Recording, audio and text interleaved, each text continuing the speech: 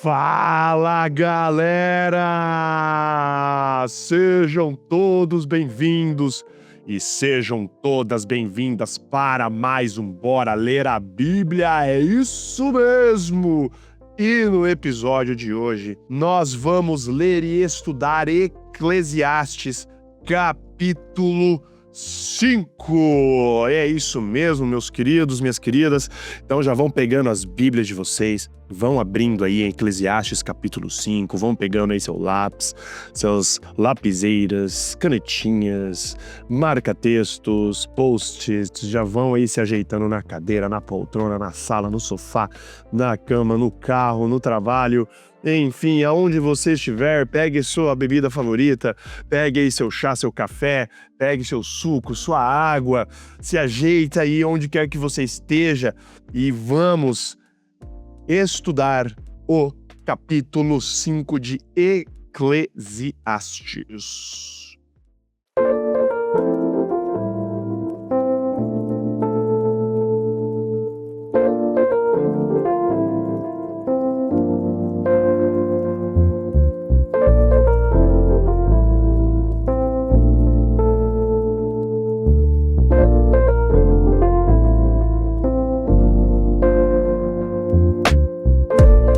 No episódio anterior, estudamos o capítulo 4 de Eclesiastes e nós vimos ali sobre o outro, né? A gente viu sobre a saída daquele abstrato e Salomão aterrissando em coisas concretas, principalmente, né? O foco foi sobre o outro no capítulo 4. Agora, no capítulo 5, nós vamos, juntos com Salomão, estudar 3 outros pilares aqui. Ele vai falar sobre religião, poder e dinheiro. Ai, nada de novo, né? Essas 3 coisas se misturando, essas 3 coisas se interpolando na história da humanidade. E aqui, né, de novo, nada de novo embaixo do sol, né? Você acha que Marx, enfim, outros pensadores aí, Nietzsche, Foucault, você acha que todos esses caras eram pioneiros em falar sobre religião, poder e dinheiro interpolados? Salomão aqui, parça, quase 1000 anos antes de Cristo, já falava disso e com certeza isso já vinha também de bem antes, nada de novo embaixo do sol. Então já vamos aí abrindo o capítulo 5 de Eclesiastes e vamos ler, e aí eu vou pontuando juntamente aí com a leitura para você fazendo também as suas anotações. Eclesiastes, capítulo 5, verso 1, na minha versão, que está na nova versão transformadora, começa assim: Quando você entrar na casa de Deus, tome cuidado com o que faz e ouça com atenção. Age mal quem apresenta ofertas a Deus sem pensar. Vou dar uma pausinha aqui, né? Primeira coisa, de novo, né? A importância de você ter uma segunda Bíblia como uma tradução, né? Para você poder comparar. Na nova versão internacional, ela fala assim: quando você for ao santuário de Deus, seja reverente. Quem se aproxima para ouvir é melhor do que os tolos que oferecem sacrifício sem saber que estão agindo mal.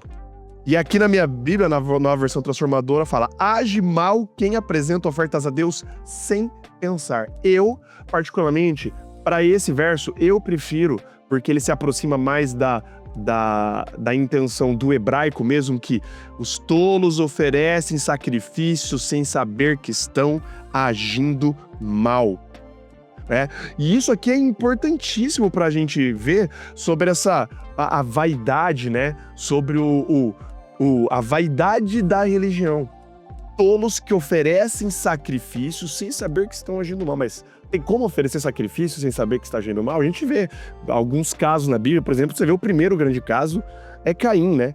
Caim, lá em Gênesis capítulo 4, ele, juntamente com o seu irmão Abel, os dois oferecem sacrifício, só que a oferta de Caim é rejeitada, enquanto a de Abel ela é aceita, né? A gente estudou isso lá em Gênesis, a gente vê que o coração de Caim, ao fazer a oferta dele, ele estava oferecendo sacrifício não com o coração realmente na intenção de oferecer aquilo para Deus. Ele estava oferecendo aquilo, na verdade, estava oferecendo um sacrifício para ele mesmo, observando os frutos do seu próprio trabalho, do que suas mãos fizeram. Né? Diz que ele pega os melhores frutos da terra, ele colhe tudo ali, tipo assim, o esforço do trabalho dele. Ele era o foco do sacrifício, não a Deus, né? Não Deus. Então, sim, é possível nós, como seres humanos, oferecermos sacrifícios a Deus, prestar nossas homenagens. A gente vai ver isso na sequência daqui a pouquinho ali sobre os votos, sobre as promessas quando a gente faz em oração.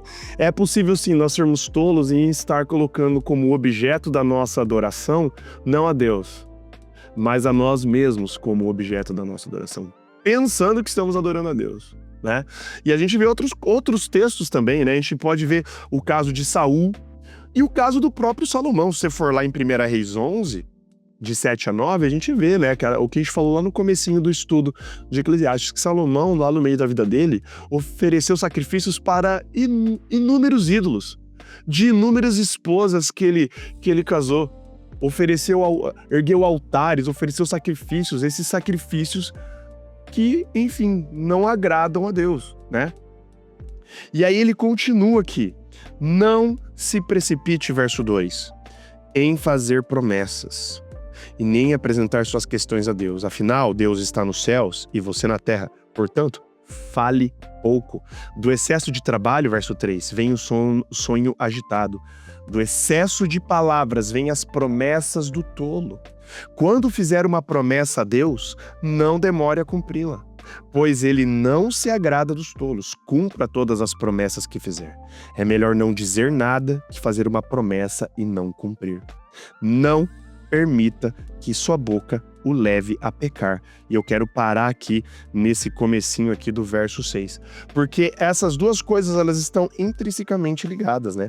Você falar sobre os tolos que oferecem sacrifício sem saber que estão agindo mal, ele compara e ele coloca aqui em pé de igualdade, é a pessoa que vai fazer promessas a Deus e não cumpre. Então ele fala assim, mano, fala pouco. É melhor tu falar pouco, não falar nada, do que tu abrir a boca para falar um monte de asneira, fazer um monte de promessa vazia para Deus e não cumprir, né? E quantas vezes a gente, né, faz promessas, ou já fez promessas a Deus assim: Deus, por favor, se você me livrar dessa, eu nunca mais... 3 pontinhos, coloque aí. Deus, se você me der esse emprego, eu prometo que vou... 3 pontinhos. Deus, olha, se tu me livrar desse BO aqui com os meus pais, eu prometo que nunca mais vou... Ou eu prometo que eu vou... Deus, olha, quantas vezes a gente faz e já fez esses tipos de promessas vazias, né? No calor do momento, naquele desespero, a gente barganha com Deus, né? A gente, entre aspas, está oferecendo a nossa vida em sacrifício a Deus, né? Para Deus, mas na verdade a gente está jogando com Ele. A gente está jogando com Deus, sabe? E esse grande aviso que Salomão coloca aqui sobre promessas vazias, a gente fazer promessa e não cumprir, né? Ele avisa desse perigo de jogar com a religião, né? Fazer promessa e tentar sair dela, tentar se safar das promessas, tentar achar uma brecha na lei, e tentar achar uma brecha na própria promessa que você fez. Você barganhar com Deus, cara, isso não faz o menor sentido. Tanto para Salomão, quanto pra gente. Você fazer promessas para Deus e depois tentar achar uma maneira num joguinho bizarro para você tentar descumprir essa promessa. Não, Deus, você sabe, né, que eu falei aquilo no calor do momento e que sei lá o que. Então, o Kohelet aqui, o mestre, o pregador, Salomão, ele advirte: então, fala pouco. Quando ele fala no verso 2 de não se precipite em fazer promessas, nem apresentar suas questões a Deus, sabe? Na Nova Versão Internacional ele fala assim: não seja precipitado de lábios, nem apressado de coração, para fazer promessas diante de Deus. Deus está nos céus e você na terra, por isso, fale pouco. E ele está alertando aqui também daquelas orações mecânicas, sabe? Que a gente coloca, a gente é mestre em fazer, né? Com aquela oração bonita que você quer ouvir um amém quando você fala oração em voz alta, né?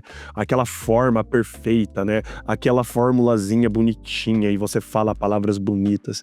Mas, cara, quantas vezes já se pegou fazendo oração daquela forma mecânica, você tá orando e de repente sua mente tá lá em Nárnia, tá ligado? Você tá falando assim, você tá orando a Deus de noite, indo dormir, aí lá na cama você fala assim, Deus, abençoe o alimento.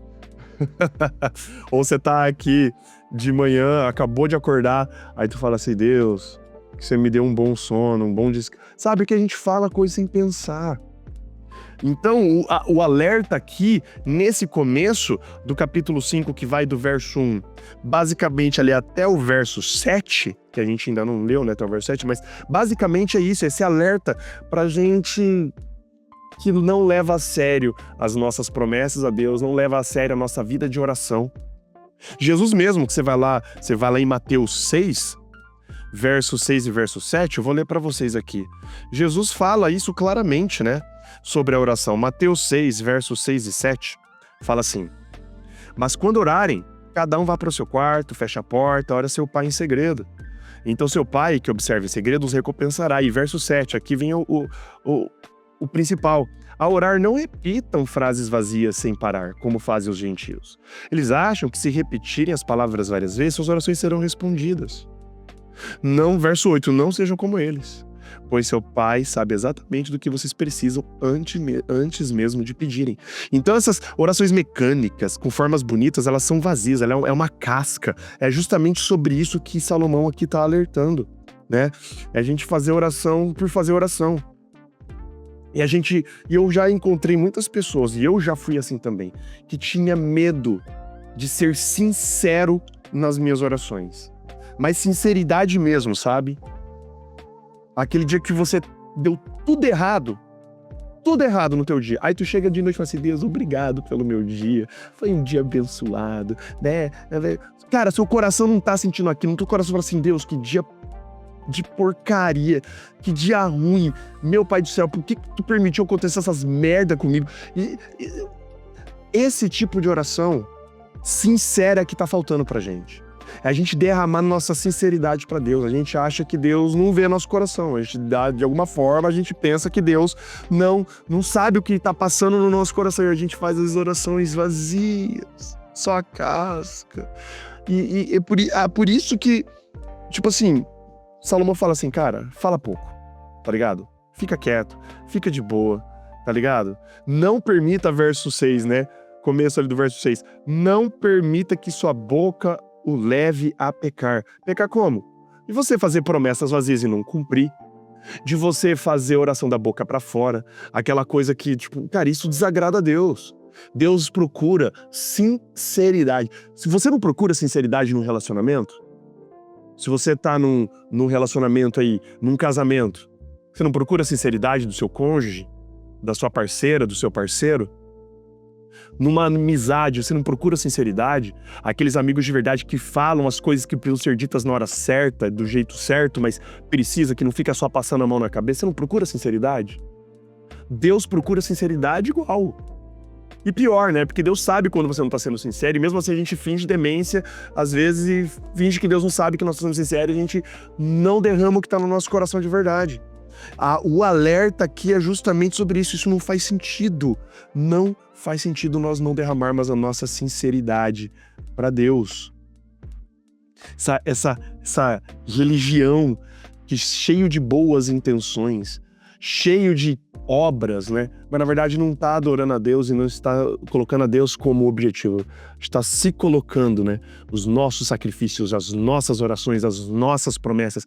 É sempre a gente se colocando no meio, né? No centro, orbitando, não a Deus. Né? Quando a gente vai no verso 4 e verso 5, que fala quando fizer uma promessa a Deus, não demore a cumpri-la e cumpra todas as promessas, é melhor não dizer nada que fazer uma promessa e não cumprir. Aqui ele tá aludindo, Salomão tá aludindo a Deuteronômio 23, versos 22 e 23. Depois você dá uma lida lá, né? Conexão direta com Deuteronômio 23, de você não... Fica quieto, melhor você ficar quieto. Melhor você falar pouco do que falar asneira, né? É o famoso ditado, é por isso que Deus deu 2 ouvidos e somente uma boca pra gente não cair na besteira de ficar falando aleatoriamente. Verso 6 começa assim, né? Não permita que sua boca leve a pecar, e não se defenda dizendo ao mensageiro do templo que a promessa foi engano. Isso deixaria Deus irado. Ele poder destruir tudo que você conquistou. Sonhar demais é inútil, assim como falar muito é inútil. Em vez disso, tema a Deus. Tema a Deus. É isso que a gente precisa. E não do jeito de você ter medo de novo, de você ter medo a Deus. É saber que Deus, ele tá ciente de tudo. Ele está ciente do que está passando no seu coração. Antes mesmo de você falar. Então você não precisa fingir costume, fingir alguma coisa perante Deus, porque Deus sabe. E Deus um dia vai julgar todas as suas intenções. Não o que saiu da sua boca, mas o seu coração. Né? E a boca falar coisas vazias, esse é o sacrifício dos tolos. Esse é o sacrifício que os tolos estão oferecendo, estão agindo mal sem saber. É derramar o coração para Deus sem querer derramar de verdade o coração para Deus. É você querer falar as coisas para Deus, mas somente da boca para fora. Essas promessas vazias, essas orações vazias, essa casca que a gente às vezes apresenta a Deus. Por isso que Salomão adverte a gente, a mim e a você, cara, fala pouco, tema a Deus. Inclusive, uma grande curiosidade desse capítulo, que existem 10 grandes imperativos aqui no capítulo 5, né? E eu vou lê-los, né, e você vai depois anotar aí. Ele fala, tome cuidado, ouça com atenção, não se precipite em fazer promessas, não se precipite em apresentar suas questões a Deus, em apressar as questões a Deus, fale pouco, não demore a cumprir, não permita, não se defenda, tema a Deus. E agora vem o último imperativo desse capítulo, que é não se surpreenda. Verso 8 fala assim, não se surpreenda se, em toda a terra, você vir os pobres sofrendo opressão pelos poderosos, e a justiça e o direito sendo pervertidos. Aqui de novo, né, a gente retoma o que a gente viu falar sobre o outro no capítulo 4, né? Só que agora vem uma coisa mais ainda bizarra e paradoxal, né? Cada oficial é subordinado a uma autoridade superior, e a justiça se perde em meio à burocracia. Olha que doideira, né? Até mesmo o rei tira para si o máximo proveito da terra. Ele tá falando aqui que, tipo assim, cara, não faz sentido. Mesmo a pessoa que é extremamente poderosa, ela ainda vai responder a alguém superior a ela. É um ciclo sem fim, tá ligado? Cada oficial é subordinado a uma autoridade superior. Então você acha que você é poderoso, você ainda tá subordinado a alguém. Você pode ser a pessoa mais poderosa do mundo, você ainda vai estar subordinado a alguém, né? E isso pra ele não faz sentido. E aí, verso 10, agora ele entra no core aqui do dinheiro. Quem ama o dinheiro nunca terá o suficiente. E quem ama a riqueza nunca se satisfará com o que ganha. Não faz sentido viver desse modo. Quanto mais você tem, mais pessoas aparecem para ajudá-lo a gastar. Portanto, de que serve a riqueza, se não para vê-la escapar por entre os dedos? Verso 12. Quem trabalha com dedicação dorme bem, quer coma pouco, quer muito. As muitas riquezas, porém, não deixam o rico dormir. Olha só, eu não sou rico. Eu nunca perdi meu sono por ter dinheiro demais, então isso não faz parte da minha realidade. Talvez seja a realidade de alguém que esteja ouvindo aqui, que é tão rico, que, cara, tá preocupado. Olha, não sei, não é a minha realidade. Mas se Salomão tá dizendo, parça, eu acredito. Porque se existe um cara nessa Bíblia que teve dinheiro, que teve poder, que teve tudo que ele, segundo palavras dele, que tudo que o coração dele queria não se negou, né? Se existe um homem que experimentou tudo isso, foi Salomão. E se ele tá falando aqui que as muitas riquezas não deixam o rico dormir, eu tenho que acreditar. Eu fico às vezes sem sono porque tem boleto pra pagar, não sei como que vai fechar a conta, não sei se você também aí do outro lado que tá ouvindo já perdeu o sono por causa disso e perde o sono por causa disso. É tanto boleto, é tanto BO, é tanta zica, né? Por falta de dinheiro. Mas aqui Salomão tá dizendo, cara, que se você trabalha e tá fazendo o teu corre no dia a dia de forma honesta, você dorme bem e as muitas riquezas não deixam o rico dormir. Verso 13. Observei outro grave problema debaixo do sol. O acúmulo de riquezas prejudica o seu sono. Cara, Salomão tava com insônia por causa de tanto dinheiro, viu? Se o dinheiro é colocado em investimentos arriscados e eles dão errado, perde-se tudo. No final não sobra nada, nem para deixar pros filhos. Verso 15. Todos nós chegamos ao fim da vida nus e de mãos vazias, como no dia em que nascemos. Não levamos conosco o fruto do nosso trabalho. Ele tá falando assim, cara, você tá entendendo? Você tá entendendo que você correr atrás do dinheiro pelo dinheiro é um absurdo, né? E aí porque vai levantar os neoliberal de plantão aqui, os capitalistas selvagens que estão ouvindo, porque dinheiro faz... Calma. Salomão não está falando mal do dinheiro, ele está falando do amor ao dinheiro. Amor ao dinheiro. Coisa que Jesus fala lá na frente também. Não se pode amar a Deus e ao dinheiro ao mesmo tempo. Não se pode amar os dois. Amor ao dinheiro não dá em nada. E ele fala, mano, você vai amar o dinheiro. Aí tu vai morrer, tu vai pro túmulo igual ao pobre. Você pode ser o cara mais bilionário desse planeta, trilionário.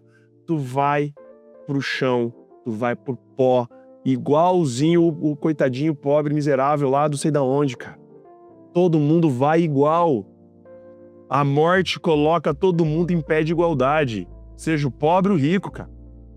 Então o amor ao dinheiro, o amor à riqueza não faz sentido, né? E aí ele continua, verso 16, isso também é um grande mal, 2 pontos. As pessoas vão embora deste mundo como vieram.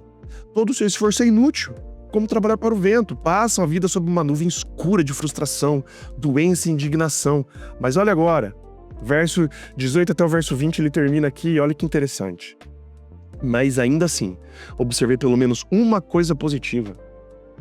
É bom que as pessoas comam, bebam e desfrutem os resultados do seu trabalho debaixo do sol durante a vida curta que Deus lhe dá e aceitem a parte que lhes cabe. Também é bom receber de Deus riqueza e boa saúde para aproveitá-la. Alegrar-se com o seu trabalho e aceitar a parte que lhe cabe na vida são, sem dúvida, presentes de Deus. Deus mantém as pessoas tão ocupadas com as alegrias da vida que não lhes sobra tempo para refletir sobre o passado. Mas peraí, Salomão acabou de falar que quem ama o dinheiro nunca terá o suficiente, nunca satisfará, que não faz sentido, mas agora ele fala que é bom receber de Deus riqueza e boa saúde para aproveitar a vida. No verso 19. E aí que tá o grande, né? Se você leu bem, você vai entender que aqui o amor, não está o amor ao dinheiro. Aqui, o dinheiro, a riqueza, a vida, o trabalho, são presentes de quem? De Deus. Não é você, parça, que tá ficando rico por seu próprio esforço. Você está ganhando dinheiro, você está acumulando dinheiro, riqueza e tudo mais, porque é um presente de Deus. Você pode esbravejar o tanto que você quiser. Não, porque eu tô merecendo o meu dinheiro do meu trabalho, esse é esforço do meu trabalho e bababá. Parça, desculpa. Não. Tudo que você tem são bênçãos de Deus. Porque se fosse por merecimento, parça, sabe quem a gente merecia? Não tá nem vivo. A gente não merecia estar desfrutando isso daqui. A nossa vida, nosso trabalho, nossas amizades, o comer, o beber, desfrutar os resultados do trabalho debaixo do sol, são partes dos presentes de Deus. São dons de Deus, o dom da vida, o dom da saúde, o dom do trabalho, o dom de ter dinheiro. Ou seja, quando Deus nos fornece essas coisas, o nosso objeto de adoração e de amor não tem que estar nos presentes em si, mas no doador desses presentes. Então, quando o Salomão fala que é bom receber de Deus riqueza e boa saúde para aproveitá-la, olha só, a riqueza em si não é algo ruim. O algo ruim é você tornar essa riqueza o objetivo da tua vida. Porque a pessoa que faz o objetivo dela a riqueza, é o que ele fala, ele nunca vai ter o suficiente. Tá lá no verso 10. Agora, se você entende que as riquezas que Deus te deu, e as riquezas que eu coloco no plural porque não é só dinheiro, riqueza é saúde, é ter amigos, é ter família, é saber desfrutar uma boa comida, e a gente já falou sobre isso, né, em episódios anteriores. Quando você reconhece que essas riquezas vêm de Deus, você vai usar essas riquezas não só para o seu próprio bem, mas você vai usar essas riquezas para engrandecer o nome de Deus e abençoar pessoas ao seu redor. Deus nos dá bênçãos para a gente compartilhar essas bênçãos. Deus nos coloca como um canal para espalhar essas bênçãos. Se você está sendo abençoada se você está sendo abençoado nesse momento da tua vida, não é para você morrer essas bênçãos com você mesmo, é para você ser um canal de bênção para as pessoas ao seu redor. É para você amar Deus acima de todas as coisas e o próximo como a ti mesmo. Se você está fazendo bem para você mesmo e você quer fazer o bem para você mesmo, faça o bem para o teu próximo, aquele que está precisando. Repartir o pão, repartir o alimento, repartir o seu dinheiro, enfim, né? O amor à riqueza, o amor ao dinheiro, amor é a raiz de todos os males, Jesus fala, né? E Salomão aqui fala também sobre isso. É você saber reconhecer que essas riquezas, tudo isso, são presentes de Deus. Se você hoje está tendo, se existe tempo para tudo, né? Se existe tempo para viver e para morrer, para sorrir e para chorar, se nesse tempo, nesse ciclo de tempo, nesse exato momento que você está ouvindo esse podcast, você está nesse tempo de bênção, de Deus estar te derramando muito mais bênção do que a gente merece, do que você merece, compartilha essas bênçãos, sabe? E Deus, ao você reconhecer essas bênçãos que Deus está na tua mão, você vai ficar ocupado o quê?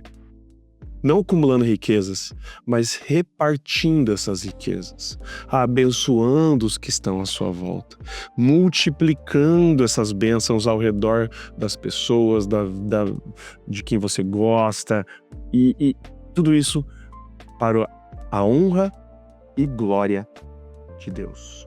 É isso, gente. Acabamos aqui o capítulo 5. Muito bem, gostamos demais, estamos indo muito bem. Estamos chegando aí, próximo episódio, estaremos chegando na meiuca, na metade de Eclesiastes. Então não percam o próximo episódio, onde iremos ler e estudar Eclesiastes, capítulo 6. Um grande beijo, abraço para vocês, não se esquecendo de compartilhar o Bora Ler a Bíblia com as pessoas. Se você tem gostado aí, compartilha com seus amigos, suas amigas, seus familiares, né? Siga a gente aí nas redes sociais, me siga aí no Instagram, @Gustavo Ferelli, TikTok, Gustavo Ferelli também, só procura lá e me adicionar. É o principal canal de comunicação aí que eu tenho com a galera sobre o Bora Ler a Bíblia e sobre outras aleatoriedades da vida. Estamos aí presentes em todas as plataformas de streaming, Apple Podcasts, Spotify, Deezer, Amazon Music, Google Podcasts, enfim, cara, até em streams que eu nunca ouvi falar na vida, o Bora Ler a Bíblia está lá, então procure. Enfim, agradeço mais uma vez aí a audiência, a paciência e nos vemos no próximo episódio, Eclesiastes, capítulo 6. Um grande beijo, um abraço para vocês, valeus e falou!